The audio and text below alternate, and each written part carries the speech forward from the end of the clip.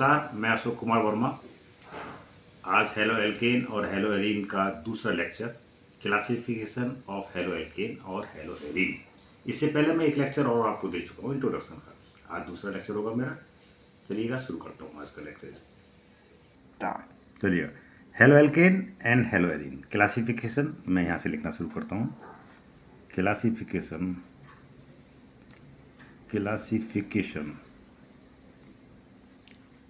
of halo alkane and hello arene. Hello arene तो दो प्रकार से क्लासिफिकेशन इसका होगा। पहला on the basis of number of halogen atom. First है हमारे pass on the basis of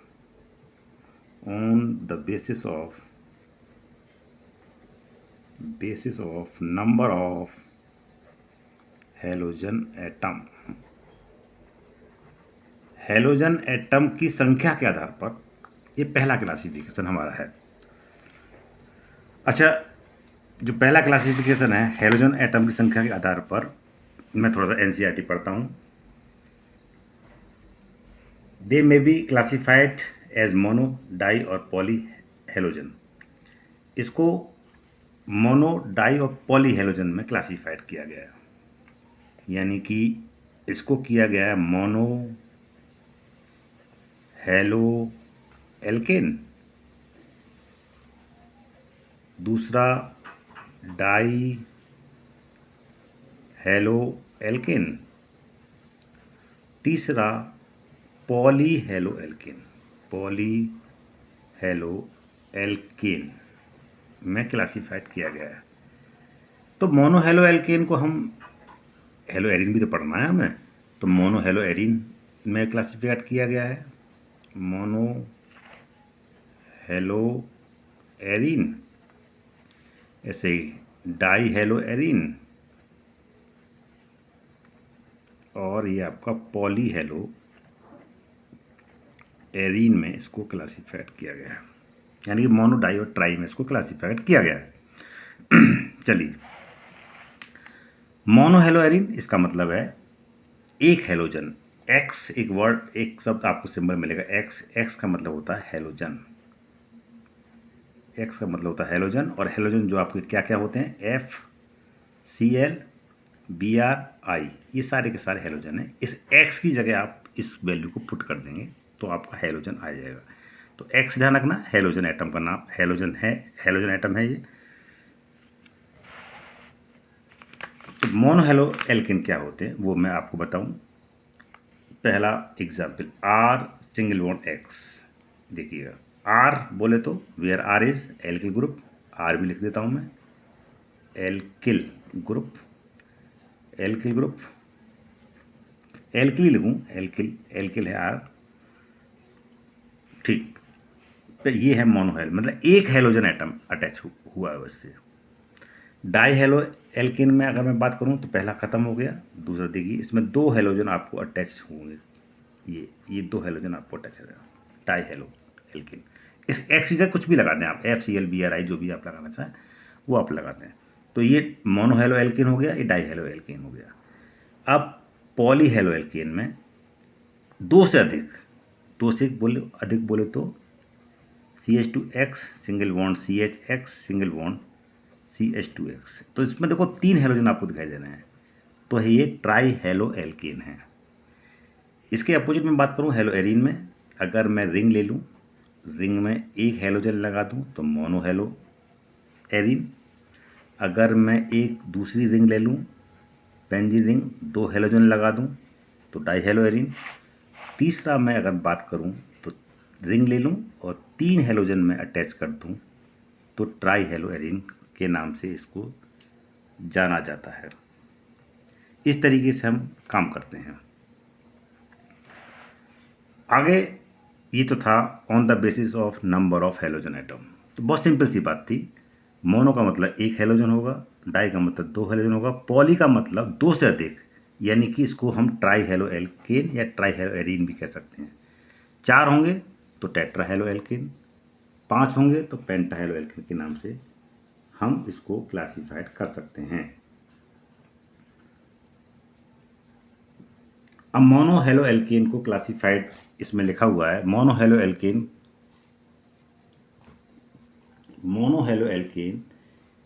may further be classified according to hybridization of the carbon atom to which the halogen is bonded as discussed below। उसके आगे लिखा हुआ है, आगे discussion इसका दिया गया है किस प्रकार से इसका डिस्कशन होगा। तो मोनो हेलो एल्केन को हम क्लासीफाइड करेंगे on the basis of hybridization. तो मैं पेज चेंज कर लेता हूँ, थोड़ा अच्छा क्लियर नज़र आएगा आपको। चलिए, तो पहला आपको मैं थोड़ा सा एक चार्ट बना देता हूँ, उससे थोड़ा क्लियर हो जाएगा कि किस प्रकार से हाइब्रिडाइजेशन के बेस पे इसको क्लासीफाइड किया गया है। मोनो हेलो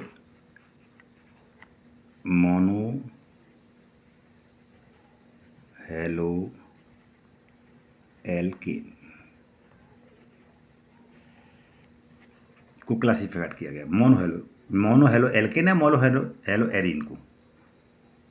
चलिए, तो इसको on the basis of hybridization इस तरीके से मैं क्लासीफाइड कर रहा हूँ उसको, इस तरीके से। एक तो sp3 हाइब्रिडाइजेशन होगा, sp3 के बेस पे होगा। दूसरा पार्ट मैं यहाँ ले लेता हूँ sp2 के बेस पे होगा। अब देखो ये क्यों होगा, आपने इस चीज़ का मतलब समझिए। आपने देखा होगा हेलो एल्केन में मैंने जब पढ़ाया था इंट्रोडक्शन, तो sp3 हाइब्रिडाइज कार्बन एटम था, जबकि हेलो एरीन में मैंने आपको पढ़ाया था sp2 हाइब्रिडाइज कार्बन एटम था। उससे भी हट करके मैं अगर मैं बात करूं तो यहाँ पर दो प्रकार से हाइब्रिडेशन होगा जो एनसीईआरटी आपकी कह रही है। पहला कह रहा है compound containing sp3C single S, compound containing, ये वाला पार्ट जो है, जो एनसीईआरटी कह रही है compound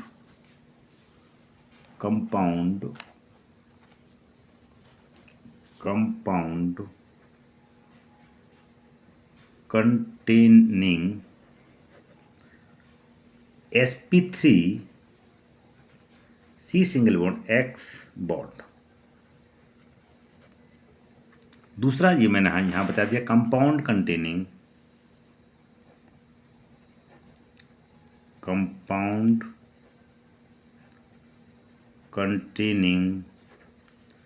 sp2C single bond X। तो sp2 वाला अलग पार्ट कर दिया है और sp3 वाला अलग पार्ट कर दिया है। तो sp3 में कौन कौन से हैं वो आप देखें पहले। इसमें पहला है आपका एल्किल हैलाइड, पहला आपका है एल्किल हैलाइड, मैं लिख देता हूँ पहला इसमें alkyl halide, ALKYL, alkyl HALIDES, alkyl halides.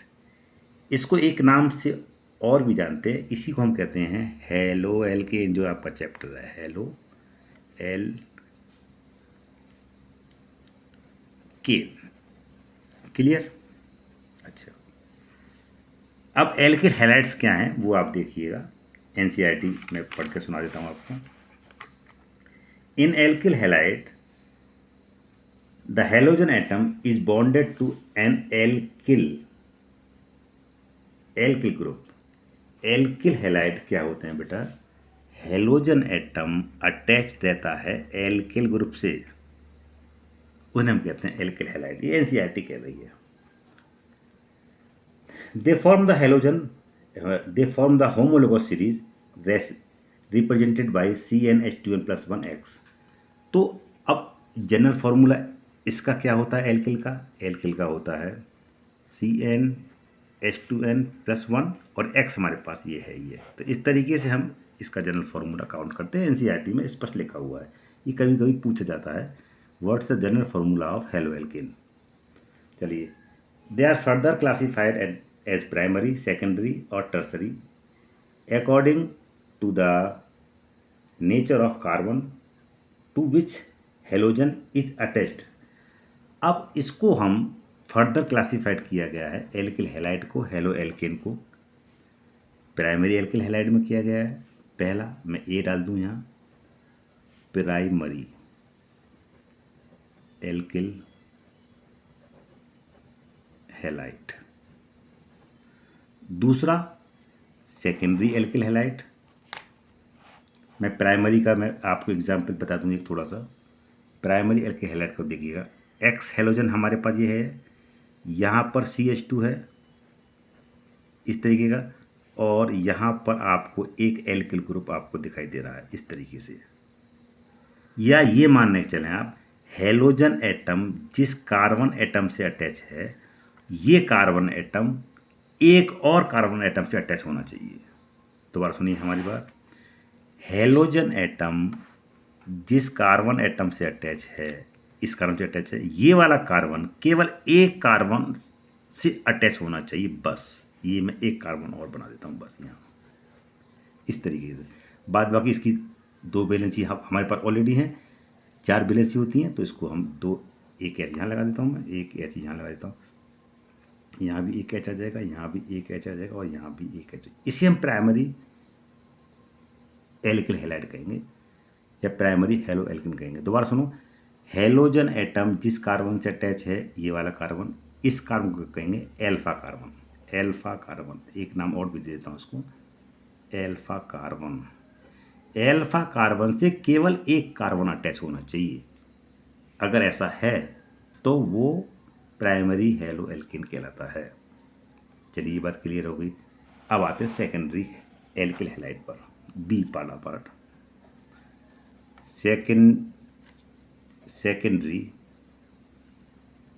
Secondary alkyl halide, alkyl halides. अब देखिएगा, इसमें देखिए ध्यान से सुनना मेरी बात को। हेलोजन एटम जिस कार्बन से अटैच है, ये वाला कार्बन यानी एल्फा कार्बन हो गया, ये एल्फा कार्बन होगा। एल्फा कार्बन कौन सा होता है? हेलोजन से डायरेक्ट अटैच वाला कार्बन एल्फा कार्बन कहलाता है। ये कार्बन दो और कार्बन से अटैच होना चाहिए, ये मैंने बना दिए, उसे हम कहते हैं सेकेंडरी एल्किल हैलाइड। इसको आप बैलेंस कर लें, यहाँ के H के 3 आएंगे, जो कि एलओडी प्रोले एक बॉन्ड है पहले से, यहाँ पर एक बॉन्ड है तो H के 3 आ जाएंगे आपके। ये होता है सेकेंडरी एल्किल हैलाइड। क्लियर हो गया? चलिए वेरी गुड, आगे मैं बढ़ता हूँ। Tertiary alkyl halide, tertiary alkyl halide. Tertiary alkyl halide का बहुत सिंपल सी कहानी, हेलोजन एटम का जो डायरेक्टली अटैच कार्बन है वो एल्फा कार्बन है। ये कार्बन 3 और कार्बन से अटैच होना चाहिए, तो मैं एक कार्बन ये अटैच कर देता हूँ, एक कार्बन में ये अटैच कर देता हूँ भैया, और एक कार्बन में ये अटैच कर देता हूँ। इसको आप बैलेंस कर, 3 आएंगे, यहाँ H के 3 आएंगे, यहाँ H के 3 आएंगे, बाद बाकी कहानी खत्म। तो इस तरीके से बहुत सिंपल सी कहानी है। मोनो हेलो एल्केन या एल्किल हैलाइड को फर्दर क्लासिफाइड किया गया है प्राइमरी एल्किल हैलाइड में, सेकेंडरी एल्किल हैलाइड में और टर्सरी एल्किल हैलाइड में। प्राइमरी एल्किल हैलाइड में मैं एक बात फिर समझा दूँ थोड़ा सा, हेलोजन एटम जिस कार्बन से अटैच है, उस कार्बन से केवल एक ही कार्बन अटैच होना चाहिए। आर में एक कार्बन होता ही है आपके पास, मैंने एग्जाम्पल यहाँ दे दिया। हेलोजन एटम जिस कार्बन से अटैच है वो कार्बन एल्फा कार्बन मान लेते हैं, और होता ही है, और उससे केवल एक कार्बन अगर अटैच है तो प्राइमरी एल्किल हैलाइड है। अगर हेलोजन एटम जिस कार्बन से अटैच है उससे 2 कार्बन अटैच है, इसका मतलब सेकेंडरी एल्किल हैलाइड है। टर्सरी एल्किल हैलाइड में हेलोजन एटम जिस कार्बन से अटैच है वो 3 कार्बन से अटैच होना चाहिए, उसे हम कहते हैं secondary alkyl tertiary alkyl halide. तो इस तरीके से हमारा पहला वाला पार्ट जो sp3 वाला है, वो पहला एल्किल हैलाइड हमारा ख़त्म हो गया। अब sp3 क्यों है? sp3 मैंने पिछली वीडियो में आपने अगर देखा होगा शायद, तो मैंने बता दिया था कि सिंगल बॉन्ड है तो भैया sp3 आपको कंटिन्यू को हर एक में आप देख रहे हैं हेलोजन एटम जिस कार्बन से अटैच है उस पर सारे के सारे बॉन्ड सिंगल हैं, सारे के सारे, चाहे प्राइमरी है, चाहे सेकेंडरी है, चाहे टर्सरी है, इसीलिए इसको sp3 की कंडीशन में रखा गया। तो अब दूसरा वाला पार्ट मैं शुरू करता हूँ इसका। तो पहला तो हमारा हो गया एल्किल हैलाइड वाला, दूसरा हमारा पार्ट है इसमें, और थोड़ी सी बात और एनसीईआरटी में लाइन अगर आप पढ़ना चाहें तो बड़े आराम से पढ़ सकते हैं। इसी को हम 1 डिग्री 2 डिग्री 3 डिग्री के नाम से भी जानते हैं। ये 1 डिग्री 2 डिग्री 3, ये 1 डिग्री है ये वाला, ये 2 डिग्री है ये वाला 2 डिग्री है, और ये वाला आपका 3 डिग्री है।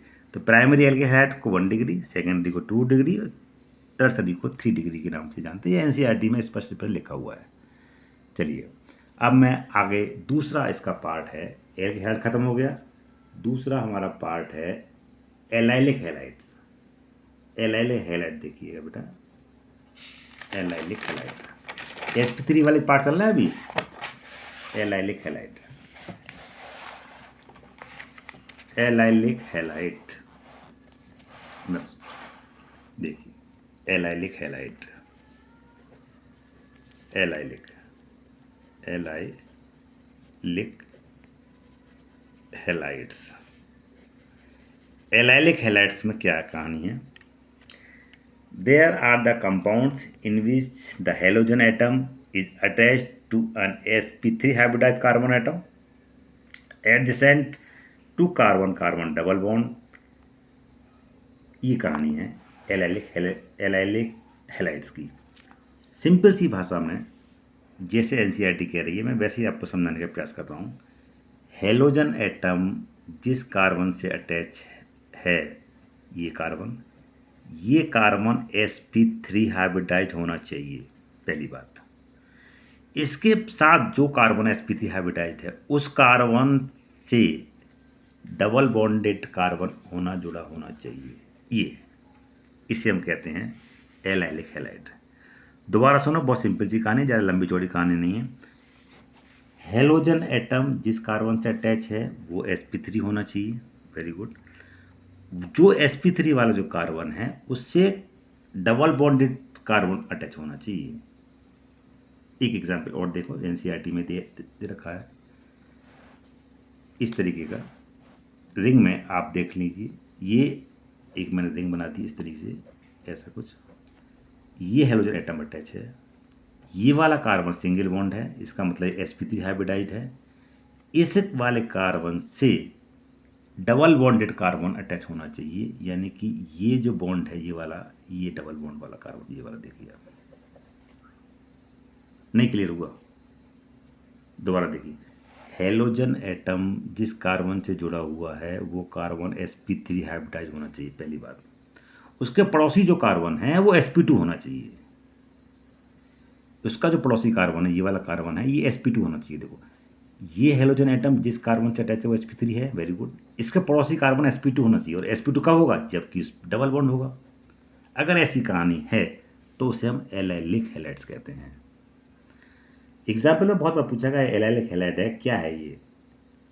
तो इस तरीके से आपका एलाइलिक हैलाइड खत्म होता है।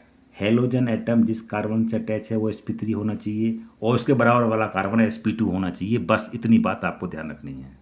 या डबल बॉन्ड से जुड़ा, जो भी आपको पता है, डबल बॉन्ड अगर कार्बन अटैच है तो sp2 वो हाइब्रिडाइजेशन होता है। यहाँ पर देखो, मैं एक बार और बना दूँ स्ट्रक्चर, ये आप देख लें ऐसे करके। वही स्ट्रक्चर मैंने आपको, ये हेलोजन एटम यहाँ जोड़ दिया है, तो ये कार्बन सिंगल बॉन्ड है यहाँ, तो ये sp3 हाइब्रिडाइज्ड है। इसका पड़ोसी कार्बन, ये वाला कार्बन या ये वाला कार्बन, ये वाला कार्बन या ये वाला कार्बन sp2 होना चाहिए। तो ये वाला कार्बन sp2 हाइब्रिडाइज्ड है। अगर ऐसा है तो वो एलाइलिक हैलाइड की कैटेगरी में आता है। क्लियर हो गया? अच्छी बात है। एक एग्जांपल चाहो तो और ले लो। अगर मैं ऐसा दे दूँ यहाँ पर, ये वाला ए ऐसा करके हेलोजन एटम मैंने यहाँ पर लगा दिया है, x हेलोजन एटम लगा दिया है। अब हेलोजन एटम ये वाला है, यानी कि ये वाला कार्बन sp3 हाइब्रिडाइज्ड है। क्लियर? यहाँ पे एक ऐसा जोड़ दूँ, चलिए। ये कार्बन sp3 हाइब्रिडाइज्ड है, या तो ये वाला कार्बन इसका पड़ोसी कार्बन है, इसके आगे कार्बन ही नहीं है, तो हम तो डबल बॉन्ड यहाँ लगा नहीं सकते। यहाँ लगा, ये वाला कार्बन इसका पड़ोसी है, यहाँ और भी कार्बन है, तो यहाँ डबल बॉन्ड हम लगा सकते हैं। तो ये जो ग्रुप है, ये जो कंपाउंड है, ये एलाइलिक हैलाइड्स की कैटेगरी में आता है। आप कहो जी यहाँ क्यों नहीं लगाया आपने? चलो मैं यहाँ लगा देता हूँ, जरा देखना, जरा चेक करना। अगर मैं दूसरा लेता हूँ, C single bond C, double bond C, single bond C, single bond X H और डबल बॉन्ड C मैंने लगा दिया।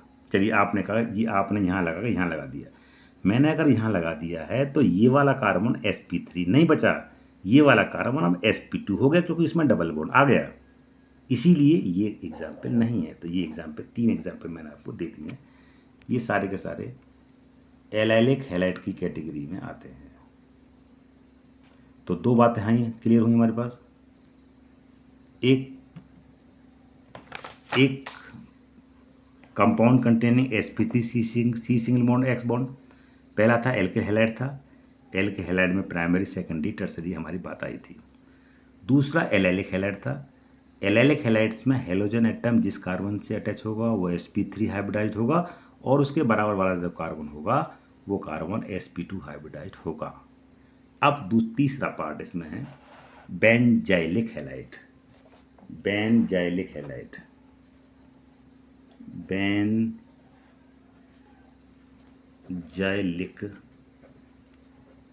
हैलाइड्स, ये आपका तीसरा हिस्सा है, ये आपका तीसरा हिस्सा है, तीसरा वाला पार्ट बेंजाइलिक हैलाइड में। इसमें क्या होगा, इसमें बेंजीन का कंट्रीब्यूशन होगा, इसमें बेंजीन शब्द आ जाएगा जैसे था। देखो इसमें क्या है, इसमें पढ़कर बता देता हूँ तुम्हें जो एनसीईआरटी कह रही है। There are the these are the compounds in which the halogen atom is bonded to an sp3 hybridized carbon atom attached to an aromatic ring। यानी कि हेलोजन एटम जिस कार्बन से अटैच है, जो हेलोजन एटम जिस carbon पर जुड़ा हुआ है वो sp3 होना चाहिए और वो कार्बन जो sp3 वाला है वो बेंजीन रिंग से अटैच होना चाहिए। जैसे ये हेलोजन एटम है, ये वाला हेलोजन एटम ऐसे कार्बन से अटैच है जो कि sp3 हाइब्रिडाइज है, यानी ये वाला कार्बन sp3 हाइब्रिडाइज है, ये वाला कार्बन, और ये कार्बन जब sp3 हाइब्रिडाइज है तो ये वाला कार्बन डायरेक्टली बेंजीन रिंग से अटैच होना चाहिए। अगर ऐसा आता है तो वो कहानी होगी आपकी बेंजाइलिक हैलाइड्स की। दोबारा सुन लीजिए, हेलोजन एटम जिस कार्बन से अटैच है वो कार्बन sp3 हाइब्रिडाइज होना चाहिए, पहली बात। और जो कार्बन sp3 हाइब्रिडाइज्ड है वो उस कार्बन से डायरेक्टली बेंजीन रिंग अटैच होनी चाहिए। अगर ऐसा है तो बेंजाइल में आता है। और एनसीईआरटी में एक एग्जाम्पल और दे रखा है, अपनी आपके पास बुक होगी। चलिएगा मैं यहाँ पर और बना देता हूँ आपको।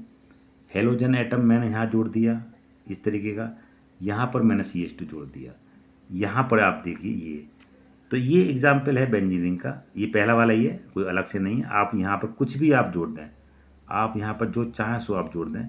यहाँ पर मैं कुछ भी जोड़ दूँ, यहाँ पर NH2 जोड़ दूँ, जो भी ग्रुप आप जोड़ना चाहें वो जोड़ दें। पर ये जो कंपाउंड्स हैं आपको यही बात ध्यान रखनी है, जो sp3 हाइब्रिडाइज्ड कार्बन आइटम होगा उससे डायरेक्टली बेंजीन रिंग अटैच होगी। अगर बेंजीन रिंग अटैच है तो इसका मतलब वो बेंजाइलिक हैलाइड है। एलाइलिक में क्या था, देखो कितना अंतर था, बस थोड़ा सा अंतर था। एलाइलिक में क्या था मैं यहीं बता देता हूँ आपको, हेलोजन एटम जिस कार्बन से अटैच है वो sp3 होना चाहिए, यहाँ भी sp3 है। और ये जो कार्बन है इसमें तो बेंजीन है, इसमें डबल बॉन्ड वाला कार्बन है, इतना अंतर है।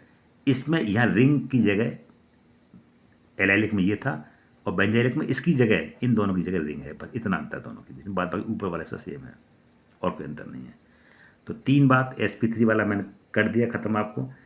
पहला एल्किल हैलाइड, दूसरा एलाइलिक हैलाइड और तीसरा बेंजाइलिक हैलाइड्स के बारे में मैंने आपको बता दिया। अब आगे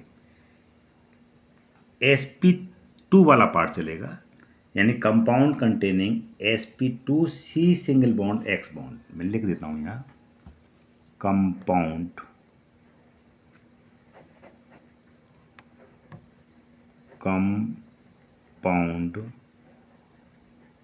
containing sp2C single bond x, ये आपका स्टार्ट होगा। तो sp3 वाला पार्ट मैंने ख़त्म कर दिया, sp2 वाला पार्ट बचा है। इसमें इस वर्ग में, इस क्लास में क्या क्या चीज़ शामिल है। पहला है, दिस क्लास इंक्लूड्स, पहला आपका है विनाइलिक हैलाइड्स,